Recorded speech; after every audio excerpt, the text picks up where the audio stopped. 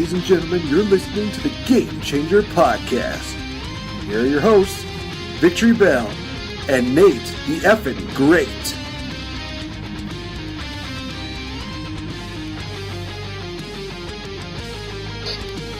I'd like to add on, you're listening to the Game Changer Podcast with a very exhausted NateFNGreat because this past weekend was absolutely fun, but also so much work. Holy cow. Yes, you know me, you know who I am, and I'm being joined here by the mantis to my Drax, the one and only fabulous VicTori Belle. How's it going? Good, yeah. It was definitely a rough week and a rough few weeks of illnesses and stuff, but hey, we made it through C2E2, died afterwards, and now I think I'm slowly coming back to life. I'm not for sure. You're basically like a spin-off of The Walking Dead, where it's just like, I'm alive, now I'm slowly dying, I'm a zombie, somehow miraculously coming back to life. What a twist! I mean, at this point, they've kind of went off the rails with whatever the hell they were doing. They lost me after they killed off Glenn. I'm sorry, but can't really say too much more than that. But alright, so first off, I want to get this out of the way. So for anybody that has done, cosplay conventions, stuff like that, especially I'm going to single out, my co-host VicTori Belle, Rob Fiore, Project X, Amazon, everybody who's done this kind of stuff. I understand a little bit. Like, just, I don't know if you can really see it. Well, obviously, when you're listening to this, you can't really see it, but just a tiny grain bit of what you guys go through whenever you guys do these conventions. I mean, walking around, getting a chance to interact with people, but also just absolutely, it's a lot more work going into it than coming out of it. I mean, holy cow. For those of you that obviously seen, I got the chance to interview 10 people altogether, including my co-host. So definitely check those out on the YouTube channel. It's absolutely amazing, just the positivity that comes out of all these people and a lot of the great stuff that I got to talk to them about when they talked about C2E2. I will not lie, there was one person in there that literally caught me by surprise with her conversation, but I'm going to leave that to the imagination and for you guys to listen to the video. It's absolutely a lot of fun. Also, their costumes are on there. Definitely check them out. But let's talk about C2E2 as a whole. Holy cow, it was honestly just absolutely a lot of fun. It was in Chicago. Only the second time this week I've made that trip, which honestly is probably the other reason why I'm exhausted, because I went from going to see Raw on Monday, then I went there on Friday to, originally I was going to go Friday and Saturday, but Friday I was just out of it. I was completely not feeling well at all. Saturday I had to make it absolutely count, and thankfully we did, and it was awesome. Jeez Louise. I mean, for you had quite a few great cosplays when you were at C2E2, and two of which I'm very familiar with. But, how was your weekend for C2E2?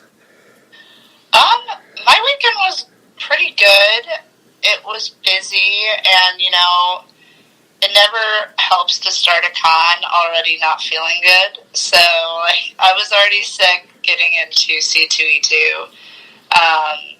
Setting up, doing all this stuff. I worked for the International School of Comics booth of Chicago, so I got to be with them, which was kind of nice because then we had shifts and stuff, so I did not have to be there the whole C2E2, which was amazing. That helped so much. Like, cons, I don't know, if anyone's ever worked a con, and if you haven't worked a con, then you're not missing out.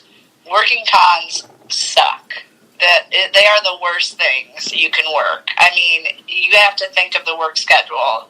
It starts at 9 in the morning and ends at 7 p.m.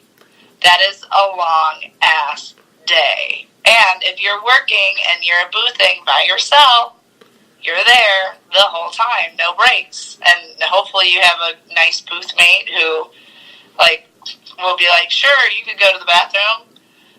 And sometimes the con comes around and we'll be do you need water? But boothing cons suck. So if you ever want to and you're oh, maybe I should do that, I would say don't. But yeah, it was really nice to work for the school because we had a lot of people. We had probably around 6 to 8 people wanting to work at one time. So, like, we were able to do shifts. I would only have to really work for about 6 hours at a time, and it felt really good. I also didn't even have to costume Friday, which was amazing. Like, I was like, I just came, I set up, I did my thing, and then I pieced out and did a photo shoot. So yeah, C2E2 is a lot calmer than it's been in the past for me, which was awesome. And I forget your original question, so I don't know what you asked me. I just remember I was talking about C2E2. I think you kind of answered it. You said it was pretty good, so I think we got at least the basis of it. It was actually kind of funny because last night I was thinking to myself, well, okay, we're starting to get the wheels kind of rolling a little bit for the Game Changer. I was able to, like I said, talk to people, hand out business cards. I know people are going to say this is kind of a dick move, but I did leave a stack of them for VicTori Belle when I left on Saturday, so I apologize. They're gone. Oh, they don't have them anymore. Really? Yeah, it was funny. I was watching people take them with all of our stuff, and I was like, they're gonna be like, what is this? It was like how we had a lineup of all the international school comic stuff. Mm-hmm. I just put your business cards sideways by that, and people would go down the line. And I was like, they're gonna be really surprised when they're like, what? International school, what is this? But then they're going to hear maybe one time we'll talk about them. They'll be like, oh, this is why it was there. It was funny. They're gone, though. I do not have any more. I hardly have any business cards at all. Jesus. I think this is, I have a random stack of maybe some of Annalisa's. and Annalisa was the one that you were working with on Saturday, right? Yes. Okay. Yes, it was. Okay, shout out to Annalisa. She was awesome, at least as far as I worked with her. But, yeah, honestly, just, handing out the business cards, interviewing people, but also had to, have a little bit of fun every now and then. What I remember most while I was just moseying around, and definitely, guys, be sure to check out the Game Changer in the near future, because we will definitely be name-dropping a couple of the people that I met through C2E2, a couple vendors, a lot of really good stuff, and even one that I'll actually be doing a book review later on this year, because one of the vendors actually had a book series that he was doing. He gave me the first one, he autographed it, really nice guy. I'm going to have to I'm probably going to have to start reading it next week if I ever want to, get into it. It's kind of like a fantasy fiction kind of deal. Does involve a lot of dragons, which is honestly really cool considering the fact. Who is the author? I would have to grab the book in just a minute. Was it the guy near me? Was it the guy right next to the International School of Comics? I believe so. Yes, I'll have to. The Irish guy. He had an Irish accent. No. He wasn't Irish. He had an English accent. So it was probably not anybody that was by you. He basically had a bunch of people that were around him. A couple of the girls had dragons on there. Yeah, that was the guy right next to me. He's Irish. He told me he was from Ireland. I thought. I heard differently then. I thought he said he was from England, but he said the UK. Oh, okay. And then I was Ireland, and he said yes. Okay, then. Maybe I misheard, maybe something, I don't know at this point, but either way. But yeah, no. What's funny is, now that you're talking about that, I actually did the same thing. I talked to him about the book, and he was talking to me about possibly reading it and stuff, so I have the book too, so we can maybe do a book review together. The first book I have. All right, sweet. I mean, if this, kicks off, definitely one of the things I want to do is, give everybody insight about the book, as well as, honestly, get him on the show. I think it'd be really cool to kind of talk to him about, where this idea came from, his motivations, his goals, everything like that. He was just a really cool guy, bottom line. He was super nice, and he was from Oregon, so they traveled from Portland, Oregon to C2E2. I would say that was probably the longest distance that somebody had traveled to C2E2, but I think I'd be lying, because I think there were a couple other people that may have flown out of the country just to be here. So yeah, no, and one of the artists I talked to who was really talented came from Australia. So I'm like, people come from all over to come to see 2E2. So it's kind of a big deal. It kind of is, and definitely we're going to highlight a couple other things here. Oh gosh, I mean, getting a chance to talk to a couple of people. For me, I definitely mentioned this on Monday night after Raw. I got the chance to talk to Elite, Kenny Omega, and the Young Bucks. That was great. They were really cool. I also got to meet one of my idols for professional wrestling, CM Punk, who was very mellow, very nice. One of those people that I think people had mixed feelings about still, but like I said, I talked to him. He was very nice, very calm, very mellow. So I got nothing bad to say about him. I would have loved to have seen a couple of the voice actors, or even Kimberly, Amy Jo Johnson. There we go, from Power Rangers. But the powers that be, i.e., my wallet was not big enough to afford these things. Basically said, maybe it's better just to go and talk to more people. And I think I made the right call. I mean, there's always going to be another chance to meet up with some of these people, but you don't always get the opportunities to actually, talk to a lot of the cosplayers, which actually blends in pretty well to the main thing that came out of C2E2 was the, I think that maybe you probably have a better idea. I'm trying to remember what exactly it was. Was it the Cosplay Crowning Championships, if I'm not mistaken? Yeah, the C2E2 Crown Championships. Thank you. Or regionals. I think they're regionals here, and then they move on. But it's called the Crown. Right. And honestly, you guys, we posted up the video on our Facebook fan page. Definitely check that out to see all the great people that were definitely wowed everybody at the event. But we'll go into who were the runners-up. Then we'll go into who was crowned the champion of champions, even though I still think it would have been awesome if, Queen's We Are the Champions would have been playing, because, I mean, it's an Academy Award-winning movie. I'm just saying. That's just me, though. So one of the runner-ups was Kinpatsu Cosplay. They had Sister of Battle from Warhammer 40K. And apparently they wanted to make this note, who was previously named the African champion of cosplay, which, wow, that already says an amazing resume right there. The other runner-up was, I legitimately love this, and I think I might need to like their page just for this. The Dingo Ate My Cosplay was jeez Louise. It's Eriodna. Eriodna. Does that ring a bell? No. Okay, I'm not going to butcher it. I apologize. From Kings of the Realm, who is apparently the Australian champion of cosplay. So there's our Australian boy. There's our Australian representative right there. And the winner for the Crown Championship cosplay, whatever it was Regan Serato, a.k.a. Cowbutt Crunchies. That is an awesome name, by the way. She had a stunning Demon Lord Haldis cosplay. And the cool thing about her yes, laugh at me while I'm trying. You tried saying these names. I would rather not.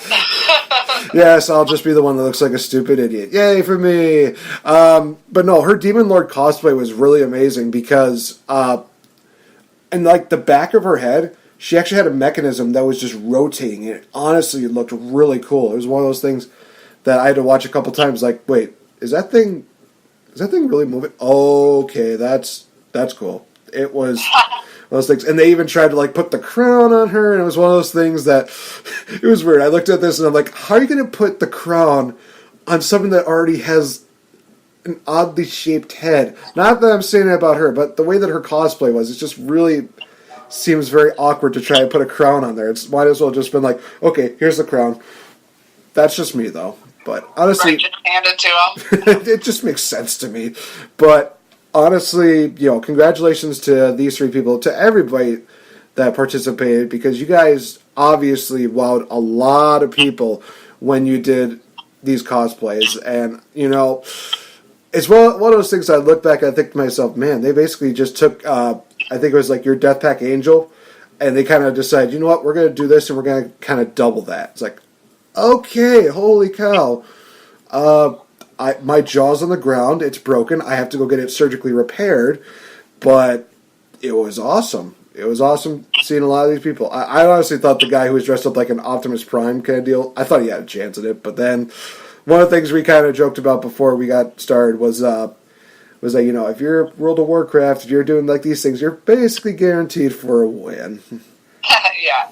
I mean, World of Warcraft characters and everything are just so extensive and obnoxious. And I say obnoxious in like the kindest way I can say, but like if you play World of Warcraft, you know, like I doubt any of these characters would really go into battle with all these immense skulls and crazy things all over their body that would weigh them down. Because you see these cosplayers walk out and you're like, oh, that's supposed to be like a warrior costume, and like they can't hardly move because there's so much crap on my body. But the reason why they win is because they are like ridiculous costumes. Like they're like, wow, like you have so much detail, so much crap all over your body right now, and it looks fabulous, and you did a great job, and they're colorful too. That's another thing I think about. WoW that people really like is that they're always very vibrant. Like even the character's skin or race is usually like a bright green or blue, and it's very eye catching. It makes you want to look at it, and if you do a good job at it, which a lot of these cosplayers, I mean, if you see BlizzCon and you see their costume contest, whatever you want to call it, it's obnoxious about how many amazing costumers are there and how much time and effort people put into these. Like, have you ever watched one of the BlizzCon? Like, you know, Blizzard does World of Warcraft, so it's basically the best of the best Warcrafters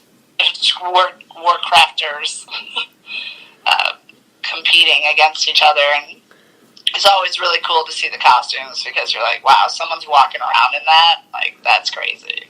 I think what's also amazing is I also remember, you know, back at what was it, OhanaCon? That's right, where there was the one guy who had like, you know, he did have basically almost something that could be a running for the money. The guy in like the big machine gray suit. I forgot exactly what it was. You probably know what I'm talking about. Yeah, I know the guy. I don't remember his cosplay name. I know it's Trevor, but yeah, he did that was from some sort of video game. For some reason, I'm thinking Metal Gear Solid, but I could be 100%. Maybe, yeah, that sounds good. I don't video game like that. So, like, it's a video game with guns. I'm about to say, let's see here. Let's see, Call of Duty. They got this one. Right. It's one of those, like, I think, shooter games, and Metal Gear Solid sounds correct to me. And what so, yeah, he did a good job, but, I mean, would he have competed for the crown because of all the Warcrafters? I would say no, just because his thing was more of a metal object. So it just didn't have as much details as a Warcrafter has with all their skulls and different chains and all that. All the obnoxiousness that Warcraft puts into their characters. That cosplayers are like, ooh, I want to create all of it. And I'm like, never. Well, yeah, so what I was trying to say was there was also these three people that are kind of dressed up like the new Team Rocket deal. Gosh, I can't remember what. There's so many different Pokemon seasons. I'm sorry, guys. I can't keep up with everything. I quit after season 2. It was just but yeah, they had like this new Rocket Team Rocket deal, and the amount of commitment that they had. You know, they had like the swag and they had the attitude. It's one of those things where it's like, you know, it's really cool to see that, and I see a little bit of that at C2E2, where a lot of people had like some commitment. The main one that comes to mind was me and a wrestling cosplayer. A guy was dressed up like Randy Macho Man Savage, and we just did the whole, just talking like Randy Macho Man Savage. Oh yeah, we did like the Mega Powers like handshake. Honestly, it's one of the funniest things. If you haven't seen that, Tori, definitely I would suggest go on YouTube and check out just Mega Powers handshake and just see how ridiculous it looks. But it's one of those things where us as wrestling fans, we're just eating it up, just like, oh, that's awesome, that's awesome. We just did that every now and then. We just talked about like, oh, Hogan wouldn't have a chance against me. He's not the Slim Jim's mascot. No, he's not. And every single time we passed by, we'd always do like the whole Mega Powers handshake and just ham it up. And that's one of the things I really love is when people just are very committed to their characters that much, and they're usually just fun to be around when, you know, they're not trying to be, you know, just like, it's just one of those things where they try to mix their actual persona, but actual character, and, you know, the persona that they're ascribing to be, and that's always really cool. With that Team Rocket gang at OhanaCon, I remember, I think you guys were doing the costume contest, and I just remember like some screaming and stuff like that. The Team Rocket gang were just running. I think they were trying to capture Pokemon or something like that. It's one of those things where it's like, okay, that's crazy, but that's also kind of cool because they're showing commitment to the character. I like it. I really wish that they had like, there's probably like some kind of competition. Some people will say America's Got Talent, where like, you know, you have these people that, you know, dress up and they act like the characters and just do stuff like that. I think that'd be really cool to just, maybe even if somebody were to do like a competition like that in and of itself, be like, hey, you want to be famous? Dress up like this character. Show that you can do this impression. So you can do these mannerisms. Do stuff like that. I honestly think that'd be kind of cool. Obviously, I don't think that's going to be like a C2E2 or a convention kind of thing. I think that'd be an interesting like reality show, but you know, that's just me. I'm maybe thinking crazy, but I'd watch it. Yeah, I mean, I think that's always great when people really get into character and do what their character does. I also think that people take it too far sometimes, and they don't know when to stop. Like, it was funny. I was actually talking to a costumer who was dressed up in a villain for the costume that I had on, and like, this person didn't take it too far, but I just didn't know when it was going to stop. And I was like, she was talking to me, and she did a really good job, and I was like, oh yeah, you look really cool, and she kept like, she was in her accent and like kept like kind of taunting me, and I was like, no, yeah, I really like your costume. And then she like kept taunting me, and I was like, ha, like I went, ha. And then I was like, I'm obviously not playing along. Like, I'm not gonna play with you, sorry. But like, that's how I felt. I'm like, okay, like, what are you doing? But like, eventually I just walked away. When all fails, just walk. Well, and some of I think that's the problem is like, I like when people get into the costume, but I don't like when they like keep going, and you're like, it's getting awkward.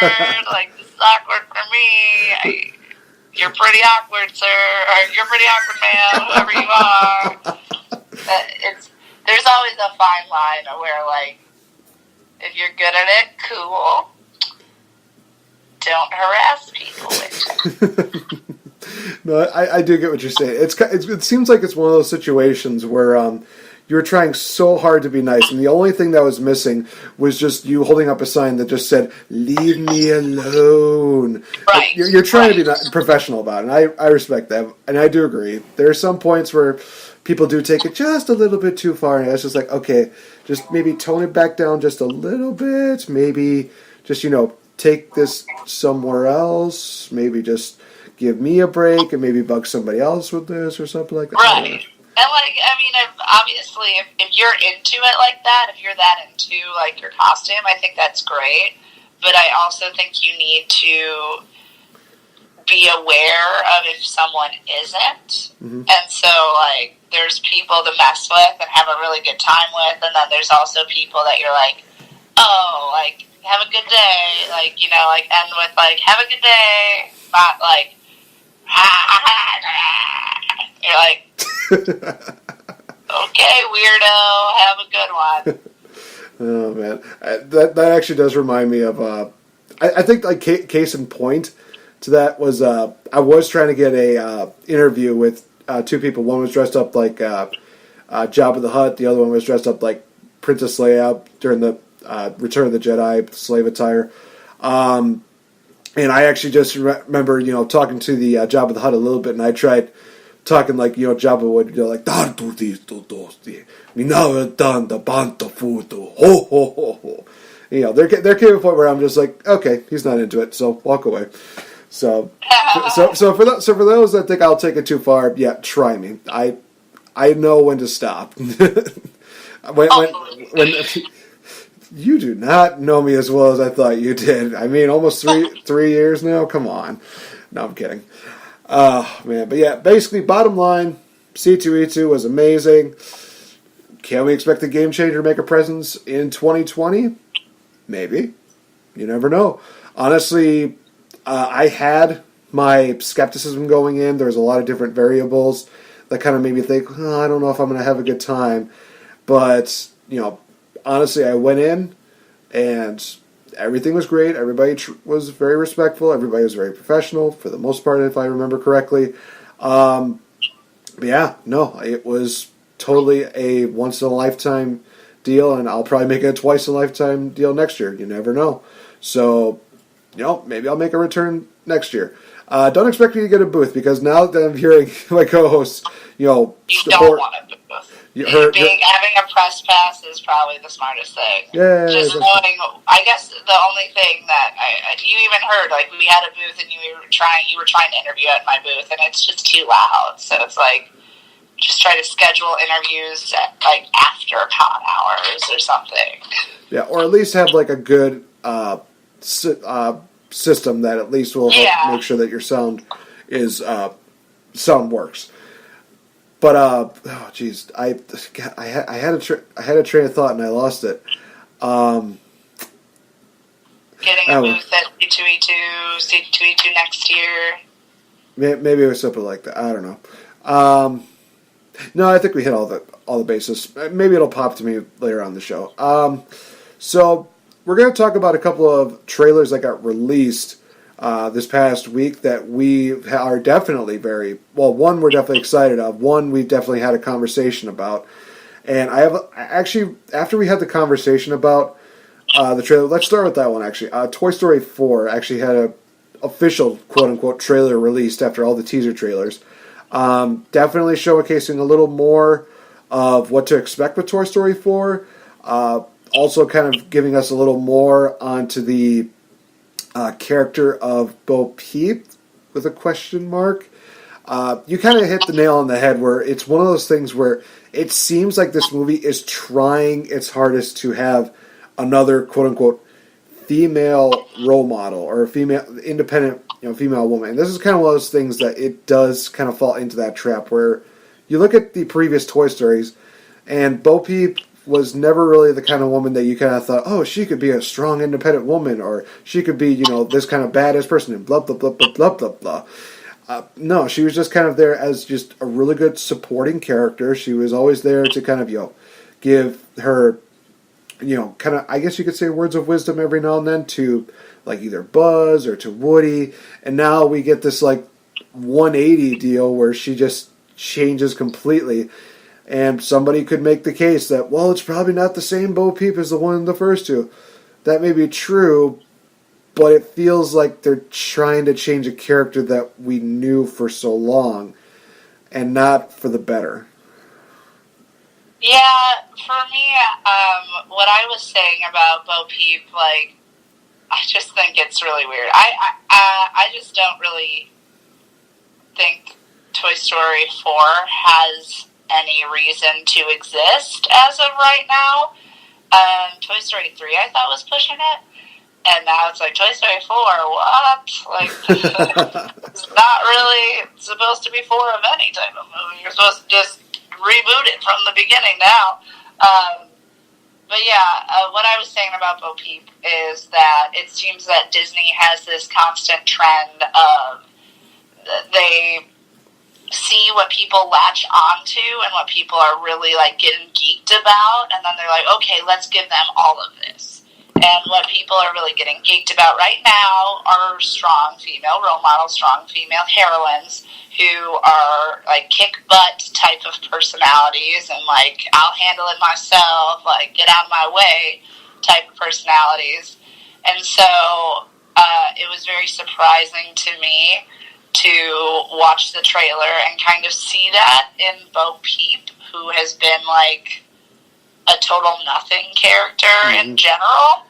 And I don't mind them making her a more pivotal character in the series. I always was wondering, but you never really know. Like, you don't really know about Toy Story and their relationships or what's going on. It's not supposed to be about, like, the toys' relationships. It's supposed to be about some sort of friend theme within it. So it's always, like, a friend theme or a child growing up theme.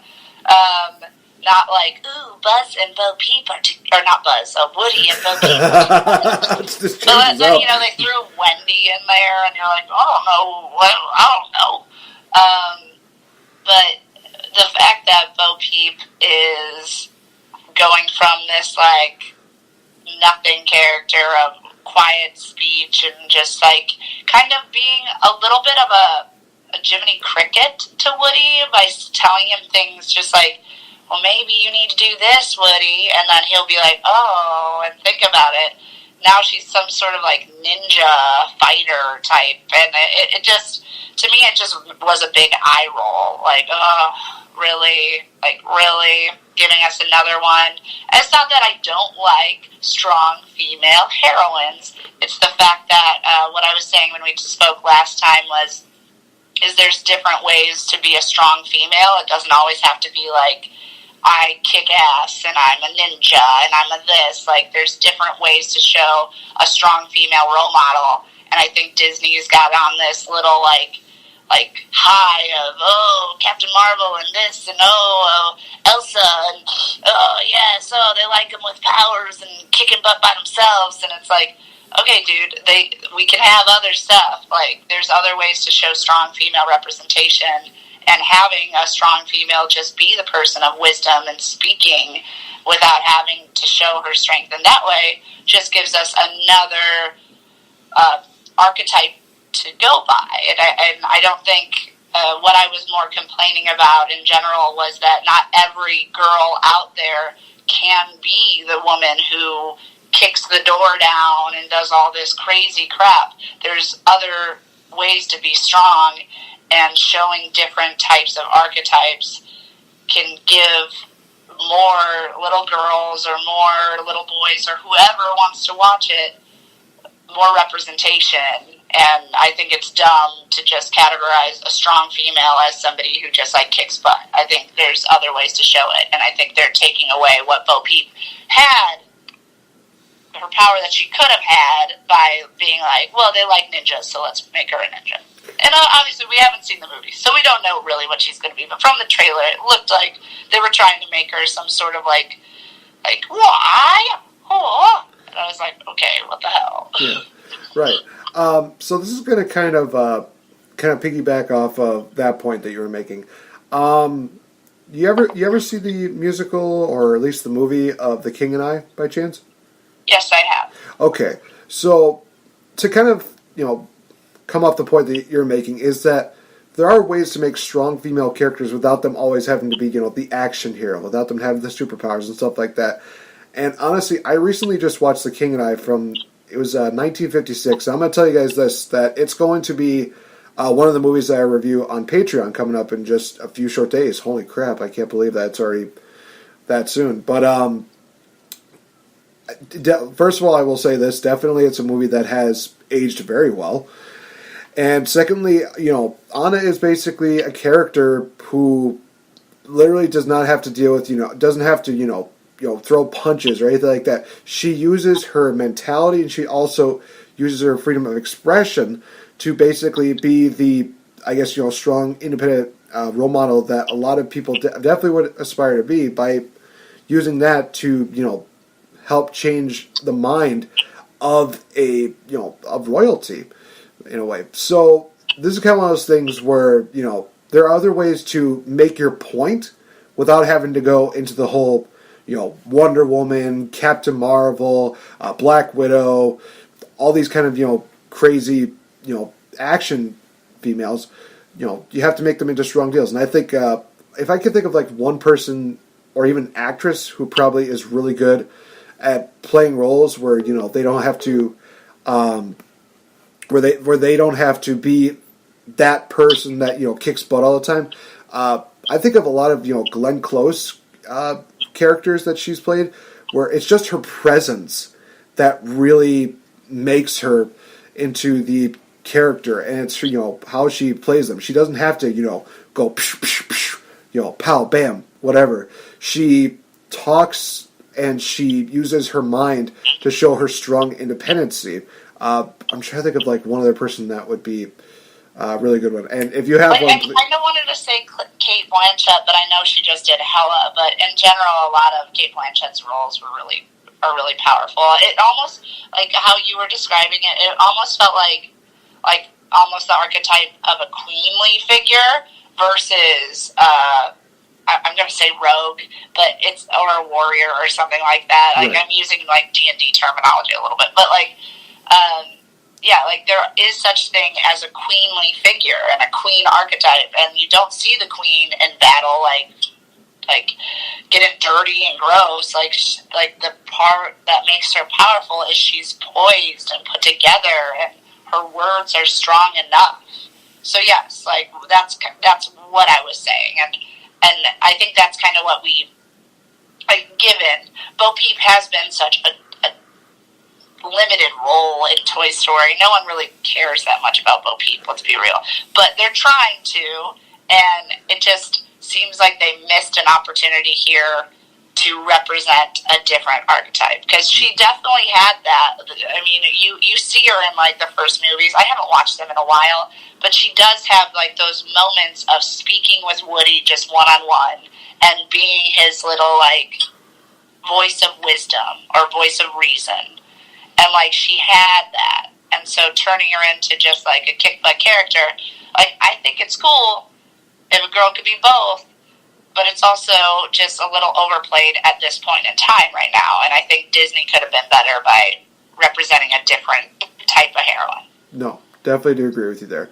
And the other point you definitely made is the fact that they do, in fact, milk the cow way too much when it comes to certain franchises. Like, I'm going to tell you guys this right now.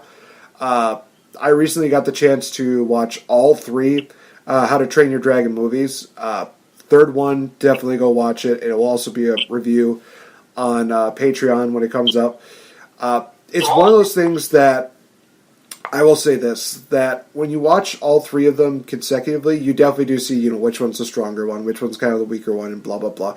But that point being said, as soon as the third one ended, it was one of those things where I kind of had that feeling of just, this is good. This is how a franchise really should kind of end. It has that feeling where it's like, okay, they've accomplished everything they need to accomplish. They've come up with these solutions. What more is there to do other than do these spin-off, holiday deals that they will probably end up doing? God knows. It's kind of one of those things where, Toy Story was the same way. After the third one, it's like, okay, it's going into the next generation. They're going to have new adventures with that. But we don't always need to see those adventures. Just having that, subtlety and that kind of feeling of just, okay, we know that they're safe, we know that they're good. That's all we need to know. And I think it's just that really helps us enjoy the movies more, instead of doing a deal where it's just like, hey, well, okay, I will say this. Star Wars is definitely a huge franchise that does this way too much. And I think it's definitely starting to slowly lose its, special feeling about it, is that we've watched, the first original three, it's like, okay, this is really good. Then we watch it, then, of course, we go to the prequels, like, okay, this is kind of interesting. And of course now, in addition to the movies, we have the TV shows and the random Netflix series and blah, blah, blah, blah, blah, everything like that. At least with the Netflix series, with the television series, everything like that, that's okay because it's kind of like a different realm than what the cinematic deal is. But I think we're reaching a point, especially with Star Wars, where it's going to continue for so long, and people are just going to be like, oh, why does it have to be this long? Why? Not even the Lord of the Rings, movies are, like this long. Yes, most of them are like 2 hours worth. And yes, sometimes it's just hard to get through them. I know, I've tried.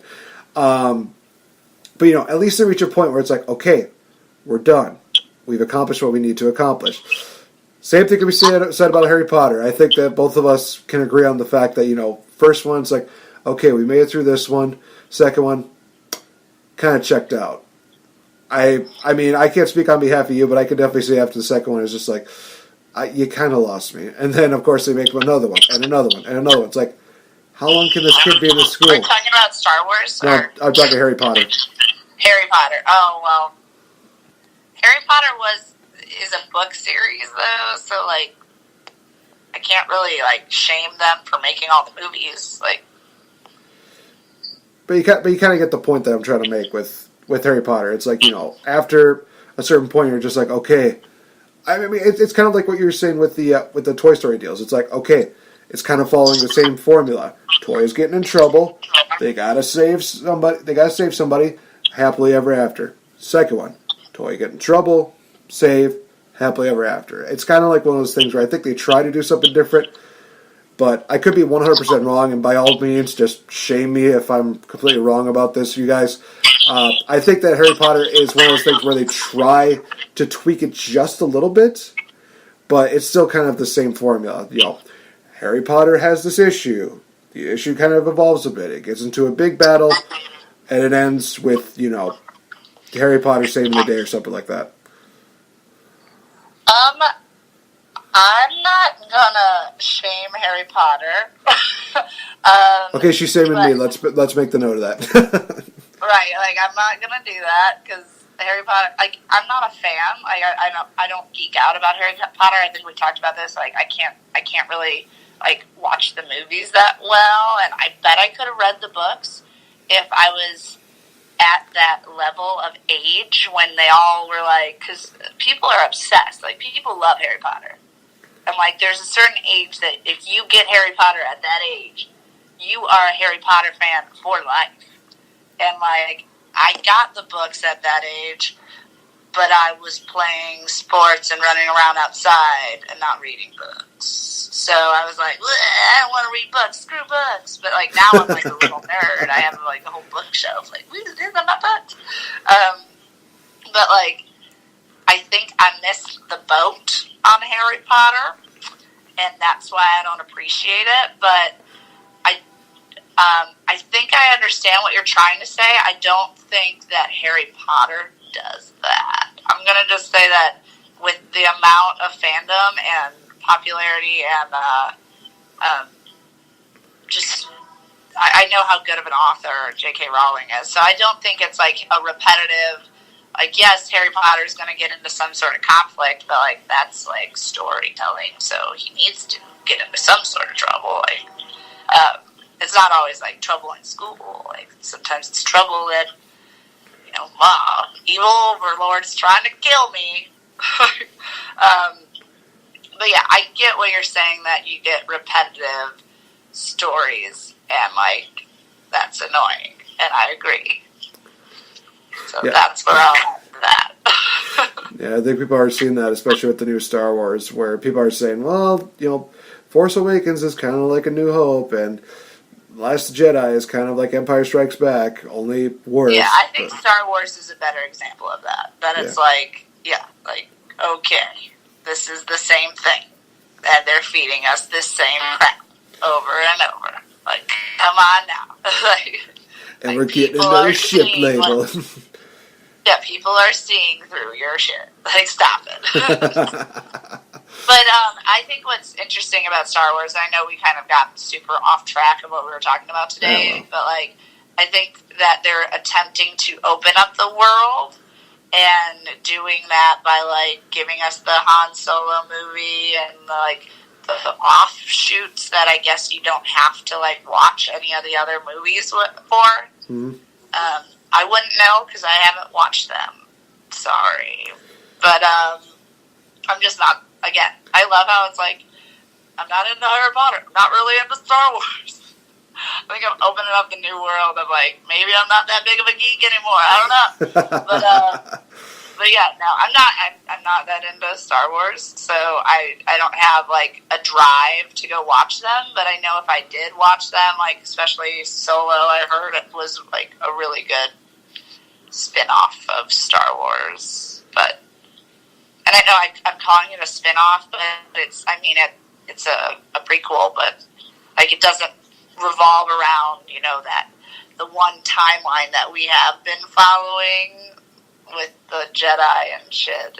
I guess it's like, you know, Han Solo and a different section. Yeah. As long as they don't fall into the trap of the Halloween movies where they come up with, like, these random deals where it's like, no, it's in this timeline. Nope, this is a different timeline. This is a different timeline. Then less people will get mad, to say the least. Yeah. Trust me. So, guys, we're going to take a little quick commercial break, and then when we come back, we'll talk about the Umbrella Club review that we have, as well as talk about Stranger Things Season 3. They're out a trailer, and it's pretty awesome, to say the least. So stay tuned, guys. We'll be right back. Check out the guys over at Eclectic Media Project. They bring you podcasts such as Musically Challenged. Whose podcast is it anyway? Want to hear something interesting? And their newest podcast, Page 3.14 News. Check them out on Podbean and iTunes at Eclectic Media Project, on their website at www.eclecticmediaproject.com. Check them out as they are the home with a little something for almost everyone.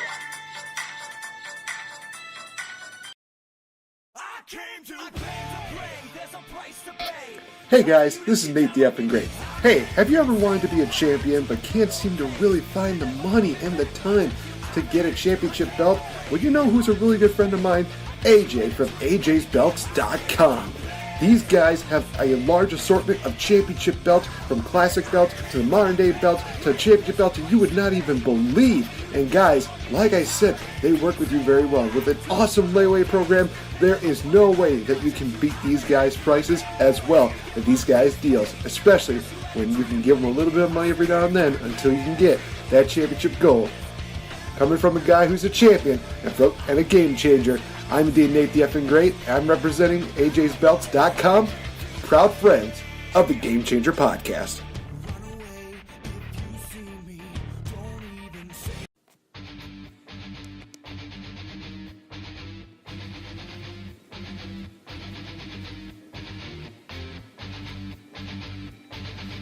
You're listening to the Game Changer Podcast here on Spreaker.com.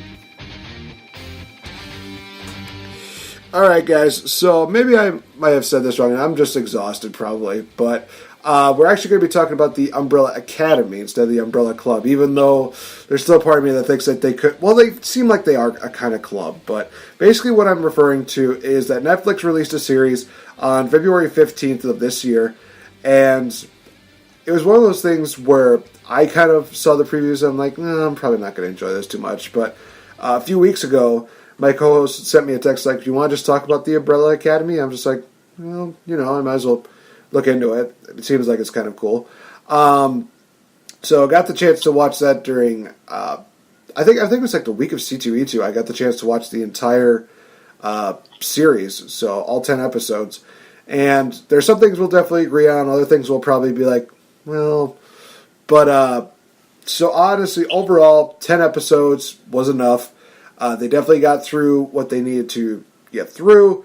So basically, the story is, you know what, I'm going to let you take over for this one, VictoriBelle, because I think you have a more grasp of the story than I do. So what exactly is the Umbrella Academy? So the Umbrella Academy is based off of a Dark Horse comic who, I'm going to forget the actual name of the writer, but the writer is the lead singer from My Chemical Romance, which was a pretty famous band, you know, and then in the 2000s had a bunch of hits everybody can go emo for. But so he wrote this comic, and then it was illustrated by, I forget, some guy. Sorry. I'm like, sorry, I'm not going to know all the names. I didn't plan to do, like, the names like that. But yeah, so basically it's about a phenomenon that one day, 60, I think, females all of a sudden got pregnant without any cause and had a child that day. And of those children, like, they were known to be special. They were special kids of some sort because, I mean, they were born in one day. And so this billionaire, adventurer extraordinaire type decides to try to collect some of these kids and adopt them and pay their parents money. And so out of the 60-something that were out there, he was able to collect 7. And he numbered them, and he was studying them and trying to train them to be a hero team. And so that's where the Umbrella Academy comes from. They were an academy of children training to be superheroes. They were all numbered, and that's kind of like how they know each other by. They don't really have, like, they have names, but they went by their numbers. And he went by, like, the dad, the father went by the numbers. And so the series starts with them all coming back together because their father died. Their father was, he died, or they think he was murdered, and they all come back together to see what's going on, and you kind of get a glimpse of how maybe it wasn't such a happy lifestyle that they lived, even though they were training to be superheroes, and there's a lot of tension within the family. And I don't know how in depth do you want me to, like, go into, like is this a spoiler of the series, or? You know, it's been released for like about a month now, so I think spoilers are totally fine right now. Okay, cool. I just didn't know, like, how involved I should get into this. Go crazy. We're going all the way with this involved. Yeah, also, I want to. Hard. Yeah, I will say this, that the names of the 6 kids were Luther, Diego, Allison, Klaus, who I'm going to say right off the bat is probably one of my favorite characters of the entire series. Number 5, he never really got a name. Ben and Vanya. And one thing that we'll mention here is that Ellen Page plays the role of Vanya. We'll get into her character in a bit. Trust me, we got quite a bit to say. But continue. Yeah, so those were the names of the kids. So they were 7 strong. And basically, we get to see where they've been. And, like, Luther was number 1, was on the moon, and Allison is, like, a TV movie star, and, like, their powers were different. Like, Luther's powers were, like, he was super strong, and then, like, he got almost killed, so they had to, like, mold his DNA with, like, the ape DNA, so now he's, like, kind of growing into a mutant-looking creature. Allison has the power of persuasion, and, like, she can say, you want to hear a secret, or you want to know a secret, and then, like, whatever she says happens, or they do. Vanya was known to not have any powers at the time.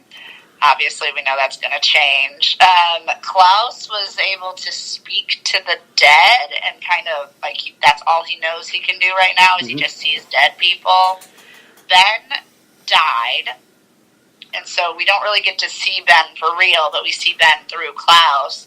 But Ben had a really kind of cool, like, he had a monster inside of him, or a portal to the demon realm or something, that he could, like, release an octopus that, like, destroyed things, like, just destroyed, like, a really cool character. Of course he's dead. I want to say that Ben's character and Goose are somehow the same because of the tentacle creature. Oh yeah, that's funny. Oh, I didn't even think of that, but that's funny. They have a very similar outlook. But who else did I miss? Oh, number 5. He was gone too. He disappeared, but he comes back.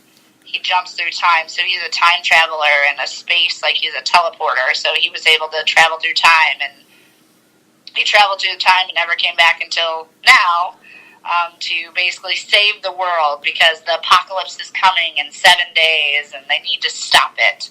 And did I miss anyone? I think we got him. No, you did, but I will say that one of the Diego. Oh, Diego, yes. A marksman, a top marksman. So he uses knives and can basically hit his mark. He would be like somebody that I would consider putting into the MCU as the Punisher. He definitely has kind of the look and the kind of the attitude that he would have. I think he'd be pretty good.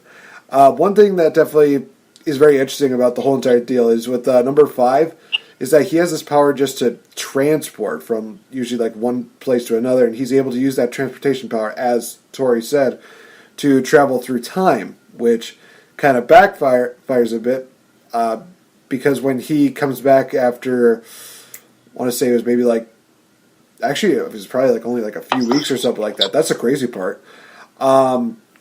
He comes back after being gone for so many years that the problem was that he comes back to his to his time zone, and he's still stuck as he was as a youth. So while we have all of these adult characters, all just basically being able to do whatever they can, number 5 is stuck as a kid, and I think one of my favorite lines of his is that he says, "I'm like a 58-year-old man in a 14-year-old body. What do you expect from me?" It was funny. He was a little grumpy boy. It was cute. But yeah, so basically the whole thing is they're trying to stop the apocalypse and figure out what happened to their father, because they think it's really weird that he would be hurt or killed somehow when he has like a cyborg wife protecting him and all this stuff, and it just doesn't seem like their father.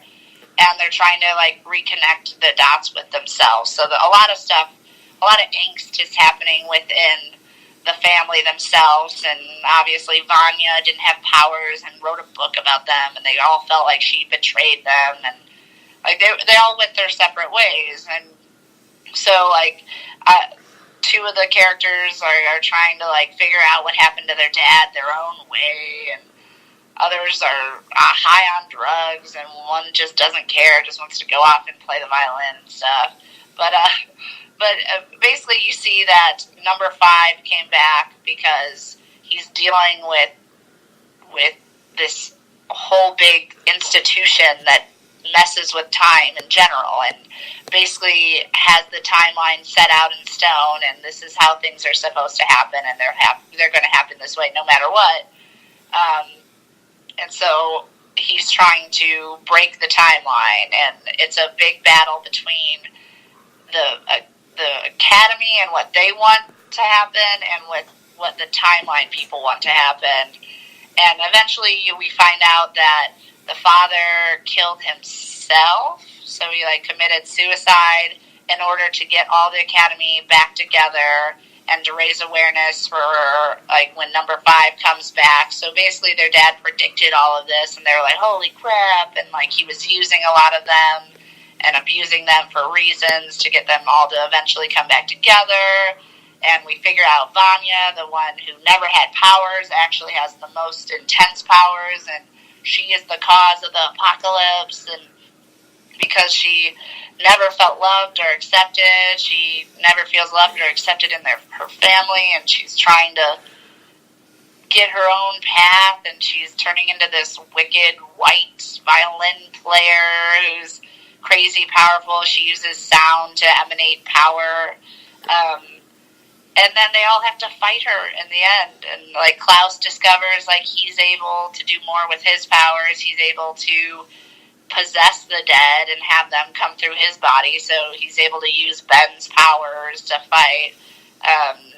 And Diego loses some lovers and stuff, and kind of realizes that, maybe he should follow his brothers and sisters, not go off by himself.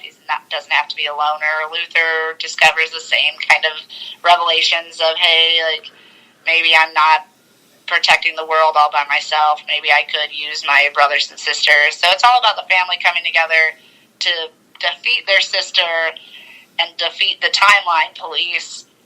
And the ending is basically them all, like, transporting to a new timeline.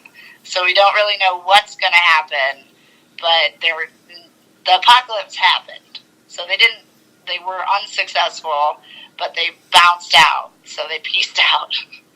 Yeah. I do want to kind of add on to more of this because there were a couple other characters here that that I kind of stood out to me, but I had to figure out what their names were.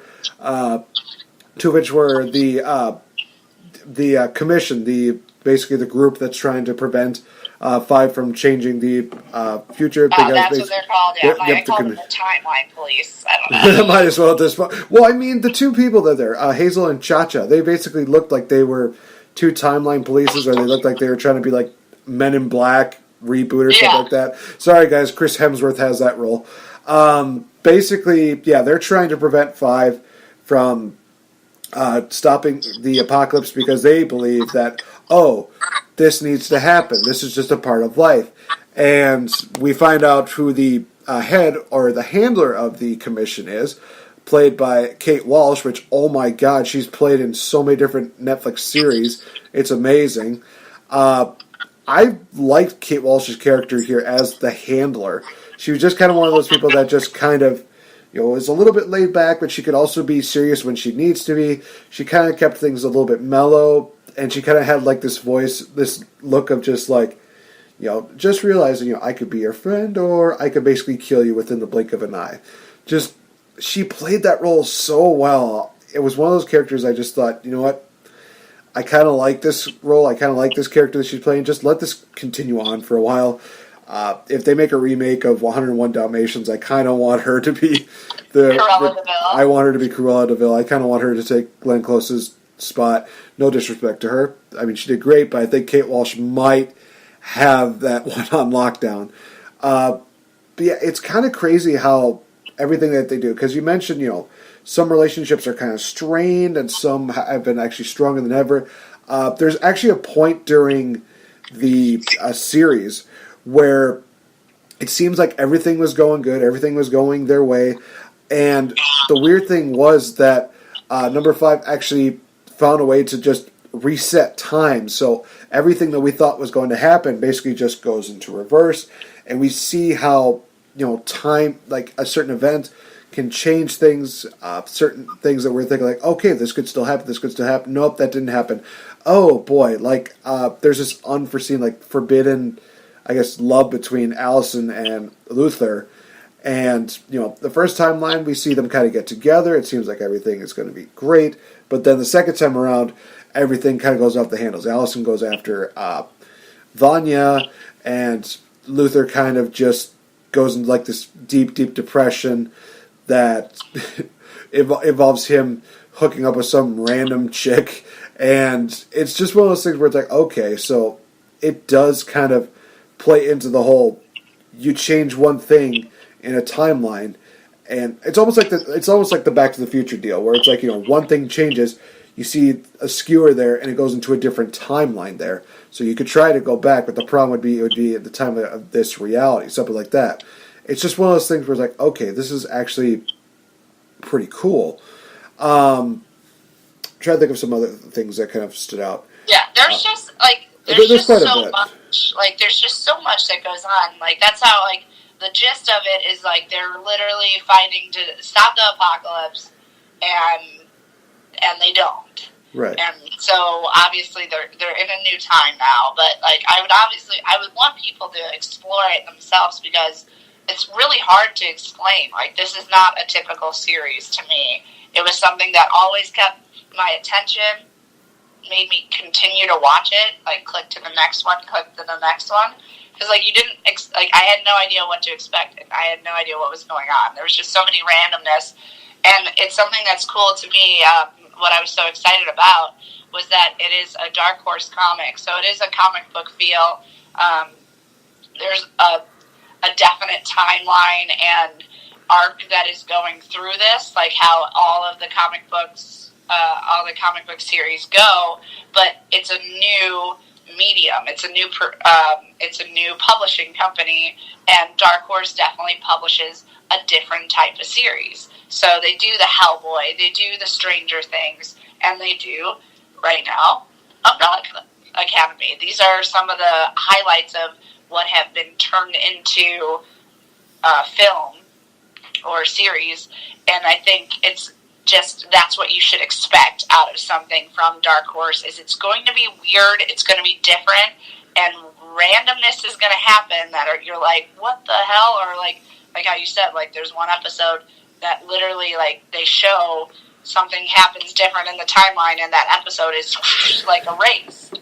So I think it's better to, like, for me, that's why I didn't explain as much. I'm like, I want people to, like, go and experience it, because it's not something that you can explain.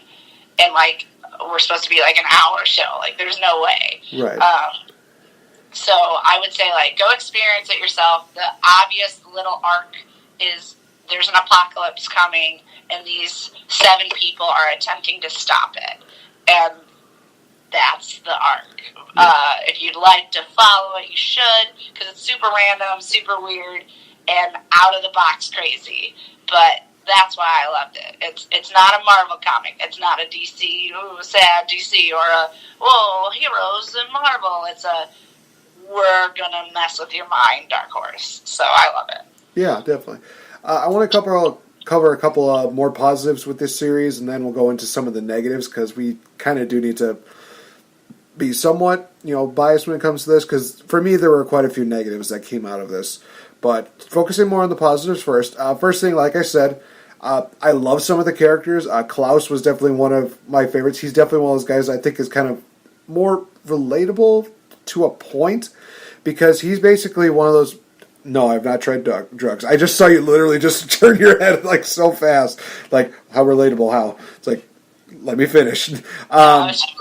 Just basically, he's one of those guys, he could reach, his full potential, but he's so scared to fail that he just turns to addiction. And that's just one of those things that is so relatable to so many different people, is that a lot of people, they could go for their full potential, but they decide, if I don't make it to this point, there's no way for me to fail. So he also just has like a lot of moments where he's just an absolute complete a-hole, but in the funniest ways. Just somehow I keep going back to him, and I'm just like, I can't hate this guy. He's very weird. He has his problems, but somehow I can't hate him. He's just one of those guys I just look at and think, okay, just kind of keep what you're doing, but also try to get sober, dude. Just find that balance.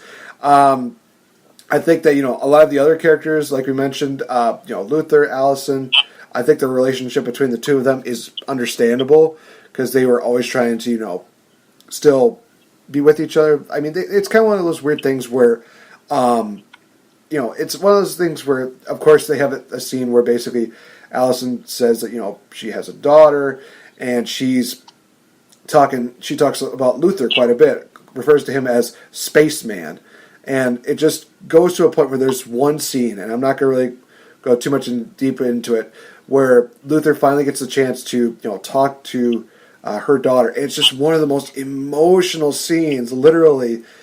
And all I have to say is that she says, "Spaceman." I'm just like, oh, my heartstrings, why? Yeah. Oh, it was just so good.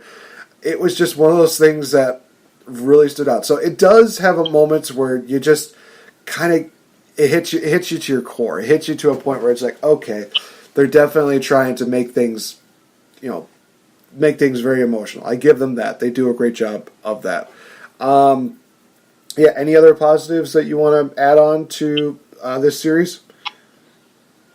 Well, yeah, I mean, I already I really liked it. I enjoyed it a lot. It was strange. It was different. It made you think. It was captivating. And yeah, the characters, I think all the characters were believable. I think it was a great idea of almost kind of like the X-Men. You always think about like the heroes that get collected and put into these classrooms and what really happens to them. And this is their outcome. This is what the My Chemical Romance guys' take is that they get effed up because they have no idea, like they don't know how to live. Like they were pretending to be superheroes, now they're not. Like what are they supposed to do now? They become drug addicts. They become like heroes in their own mind that's defending the world, that they're not doing anything. They're superstars because their powers could give them that. It was just really an interesting take and a very realistic take, I thought. And I don't know exactly where they were in the timeline of the world, but it seemed like they were in the 90s, based on the technology and the phones and stuff. So it wasn't in, like, our day and age. But it was just really cool. I think it followed along that, like, kind of had that feel of, like, the 90s and what's going to happen and what could happen. And I just think it was really fun. I think people would appreciate a different type of comic book adventure. Yeah, definitely. All right, so I'm going to get these out of the way. I got to talk about some of the negatives from this. One thing that I definitely will say was a negative for me was, unfortunately, I know a lot of people will say, no, she's the best part, Ellen Page's character. There were so many moments where I was literally like, I really just do not care about this character. I don't care. There's some points where it's like, well, no, you're supposed to feel bad for her. It's like, I don't care. I want to focus on this character. She really did not really pique my interest until the very end, where we finally get to see her actually have powers. And it's like, okay, this is new. And of course they reveal her purpose. And it's like, okay, I did not see that coming, but that piqued my interest again. But yeah, 10 episodes and just her kind of playing the same kind of, boring, blandish person, and she kind of had a little bit of like the Juno attitude. It just was one of those things where it's like, not one of my favorite characters. Just, there's some points where you kind of either get bored of a character, or there's some points where you reach a point where it's like, I just don't care. I just do not care.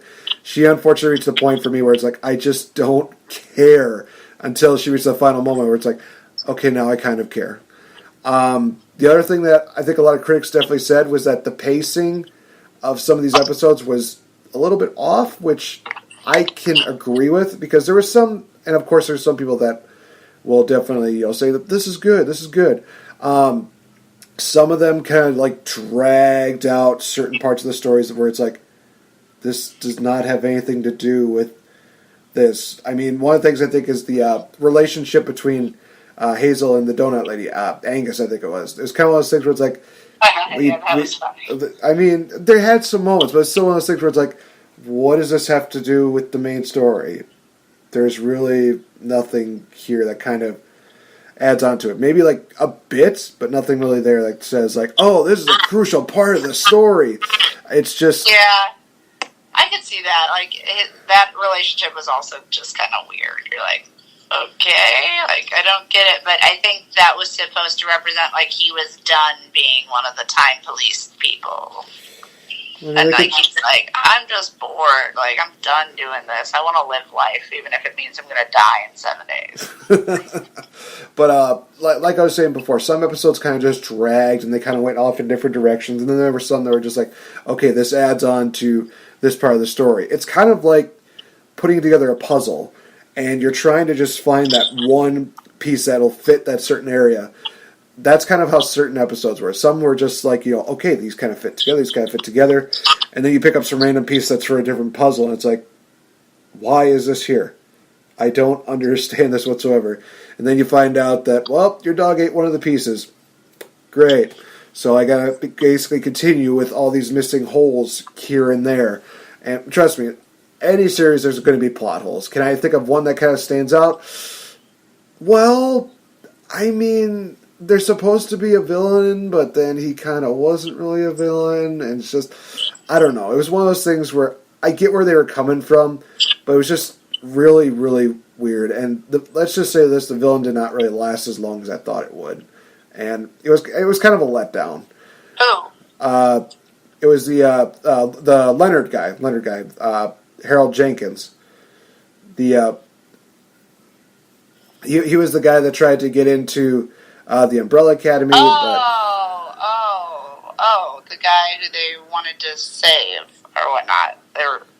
Basically that the commission wanted to save. That's right, yeah. But it was just one of those. Wait, you didn't like him? No, I felt like they really did not address too much of it. There's basically a literal scene where there's a message that says, protect Harold Jenkins. We never really got to that. Nothing really came out of it. It was just one of those things where it was like, why do they need to protect him? They never really got an answer from it. What? That Dude, was my I think you missed the point then. Like, they literally explain, like, he's the cause of the apocalypse, and they show his whole backstory of, like, him wanting to, like, be a part of the Umbrella Academy. Like, they spent a whole episode explaining, like, him, like, attempting to be a part, and, like, the dad being like, get him out of here, take him away. And the, like, cops, like, take him away. He's getting his ass beat by his dad. So he's messed up. He ends up murdering his father. Crazy. Goes into prison, tries to get reformed, in quotes, and then comes out and strikes up this amazing plot to, like, try to, you know, get back at the Umbrella Academy again. Like, he's like, ooh, like, I hate these people. They have powers. They're born on the same day as me, and they're special, and I'm not, and blah, blah, blah. Like, it had a great idea of him being a jealous, like, crazy kid who's jealous and upset because he has, obviously, emotional trauma with his father beating the shit out of him all the time and not having a mom. But, like, then he's, like, he figures out this secret, but because of, you know, Klaus, like, inevitably throwing away his dad's special book that had all the secrets of the Umbrella Academy, and he's like, whoa, Vanya's actually the tool that I need to use, and he knows how to get to her because she's lonely and sad and wants to be noticed and treated special. So he uses his psychology to get around her and open up her gifts and stuff. He knows that the pills, that's why he keeps telling her to not take the pills, and he takes the pills, steals them. Like, the whole time you're seeing him do sneaky things and you don't know what his deal is. Like, he was cool. I liked him. I think maybe you didn't. I don't know if you peeped all that, or I don't know. One of the things that you hit on is the fact that it was an idea. That's the kind of thing, is that a lot of these series can have ideas, but only so many of these ideas can actually, you know, follow through and work. This is just kind of one of those things where, you know, I get the point they're trying to do, but I just felt like, you know, he was just a lackluster villain. He was just kind of one of those things where I thought maybe there was a different reason why they wanted to protect him. Maybe they wanted him to survive throughout the entire, you know, apocalypse deal, or no, he died. He died because that's how the apocalypse happened. Like, he is the cause of the apocalypse because him dying was the pivotal point of Vanya not having cares for human life anymore. Okay. Because he manipulated her so hardcore that she finally was like, screw it, I'll just kill him. Fuck it, I'll kill everybody. I don't care. Like that's why she went off the deep end, is him telling her, I manipulated you, and you're mine, and I want you to, like, release your powers because I hate the world too. The world sucks. And so she goes off the deep end. Like, that was a pretty pivotal part of the series. So if this is the reason you're, like, not for sure about it, I can see why. If you didn't understand that part of it, like, that would definitely make me be like, well, this isn't that good of a series. Like, if they saved him, they would have been able to stop the apocalypse, they think, and they didn't save him. He got murdered pretty hardcore. yeah, that's true. I don't know. Maybe it's just the fact that, you know, even presenting that, you know, basically his motives and everything like that. It's still one of those things where maybe it's just something that I'm so used to that it just kind of numbs my brain a little bit. It's like, well, we've seen stuff like this. We've seen. It kind of reminded me of what was his name? Syndrome from the original Incredibles movie. That basically, you know, he's like, yeah, I'm a superhero too, and then, you know, of course, the main people are just like, yeah, no, you're not. And it was kind of one of those things where I kind of looked at it and I'm like, yeah, this feels like a lot like Syndrome. This feels a lot like something I've seen before. So maybe it's just that's making me kind of not fully on board with the whole, you know, of him being the villain, but Maybe it's a different. Yeah, I could see the similarities of him and Syndrome, but I think he was definitely a more dark, twisted character than Syndrome. Obviously, Syndrome's a Disney incredible character, but like having that angst and having that connection with a villain where like you're not special and you want to be special, that gets the audience involved. Like it's like, oh, I can see where he gets that. Like that sucks. He was born on the same day, and these people are treated like gods, and he's at home, lost his mom. His dad drinks and smacks him around, tells him he's nothing. Like, this boy dreams and wishes to just be accepted by someone.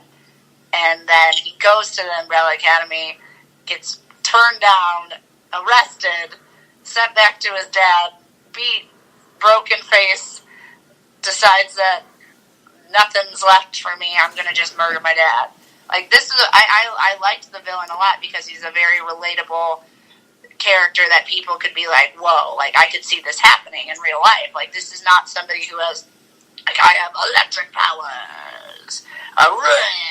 Like I like villains like that. I think that's cool, especially like in a superhero thing. But you're like, you don't connect to them because they don't exist.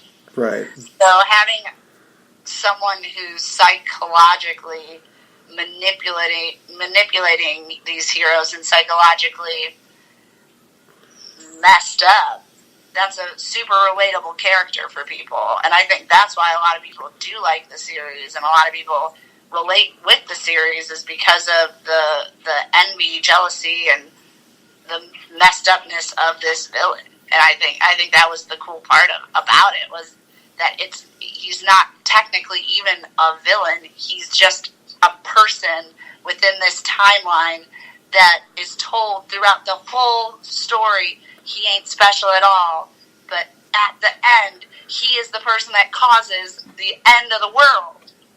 So you go back, you're like, whoa, he is the pivotal point. He is special, he just doesn't know it. And it's just, I connected with, I thought that was awesome. I was like, whoa, mind messing up, whoa. So I connected with it a lot. I also was super into the story the whole time. And I was like, whoa, yeah. So I was following it. But I don't know. Everybody has their own opinions. But I just would hate for people to think that he was a stupid villain when I think that he wasn't even a villain. He's just a character. Yeah. Again, it's just my opinion, and my opinion can be taken as a grain of salt to anybody that listens to this podcast. But I still stand by what I state. It's one of those things where, I get where you're coming from. I understand where, the hype comes. It's just one of those things where, after all was said and done, it was one of those series where I was just kind of like, it had its moments, but it was not one of those things where I'll just be like, oh man, this is really awesome. It's like, hey, if you kind of want to watch it, by all means. It's not horrible. It's not like, there were worse things that you could watch here, but it's not one of those things that I'll say like, oh, it's the worst series of all time. No, it's Rotten Tomatoes actually gave it a 76%, and for me, it's one of those things where it's like, I think that's fair. It's one of those things that I'm kind of okay with. That it's not perfect. Like I said, it's got its holes. It's got some episodes that kind of drag on forever, and then there's some where it's like, okay, now I'm getting interested into it. But there's some people that like that. There's some people that like it gives us more exhibition to the story. It gives us more development of the characters. It gives us, more characters to add on, and et cetera, and so forth. For me, I think that's probably what kind of killed it for me. Was like, oh, geez, these slow moments are just. I get it. I don't need to watch, an hour's worth of them talking about, this backstory or talking about this character or blah, blah, blah, blah.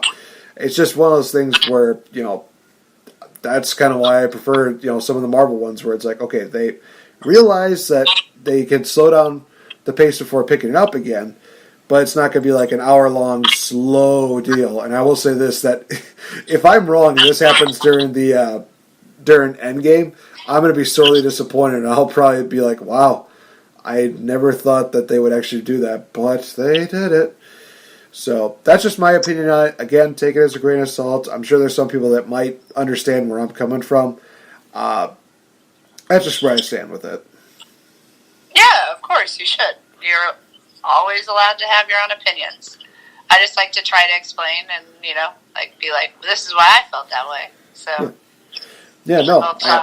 And I respect your opinion as well as you respected mine. So we're on equal playing grounds here. So, all right, guys, hopefully you enjoyed that Umbrella Academy review. One more thing before we wrap up this edition of the Game Changer, talking about, well, you mentioned it during the review, mixture of Stranger Things. Well, Stranger Things Season 3 is going to be coming out this year on July 4th, Independence Day. Oh, what a glorious Independence Day that is. If anything that we learned from the first 2 seasons of Stranger Things is that Season 3 is definitely going to take it up to another level. Obviously, the kids are grown up and they're acknowledging that. They've definitely hit a couple other spots to where we see new villains, new creatures, new situations during the Steve Hawkins. It's just one of those things that I look at the trailer and I just think to myself, okay, this is one of those things I'm looking forward to when it comes to 2019. There's some things where it's just like, okay, I mean, they got this movie coming out, they got this, and then there's some movies that we think are sleepers, and we think like, oh, it's gonna suck or it's gonna be rough. I mean, I think a lot of us were kind of worried with Shazam, but apparently critics are loving it, and hopefully people are gonna love it when it comes out in theaters. And I think that Stranger Things is gonna be another one of those things that some people might look at and think, okay, we're kind of getting the same thing we've gotten before, but I think they're going to add something different. What? I have no idea, but it looks to be absolutely amazing. But that's also because I'm nostalgic for Stranger Things. Oh, yeah. I mean, yeah, just to be brief with it, it looks like, they took a break for a reason. They wanted the kids to grow a little bit, age. I think that's going to be a big part of the story, is that they're more maybe high school or almost done with high school age. And I think it looks like they're going to maybe bring in a bunch of new cool things, and you really don't know what's going on. So I like that about Stranger Things, that the trailers are really vague, and you're like, well, okay, whatever happens, happens, I guess. But they definitely are older. They're still friends, and it looks like they're going to be battling something, and we might get new, powerful kids. Maybe it's going to be like the Umbrella Academy, and 11 is the last number, and there's going to be a bunch of other numbers that we find along the way. We already found some, so it would kind of be interesting to see more powers come up in Stranger Things. Yeah, definitely. All right, guys, so that's going to wrap it up for this edition of The Game Changer. You definitely know where to find us on Facebook, facebook.com/The Game Changer Podcast 2019. I got that handle changed, thank the Lord. Definitely check us out on Twitter at RealFNGame. Be sure to check out the lovely VicTori Belle on her Facebook fan page, facebook.com/VictoriBelleCosplays.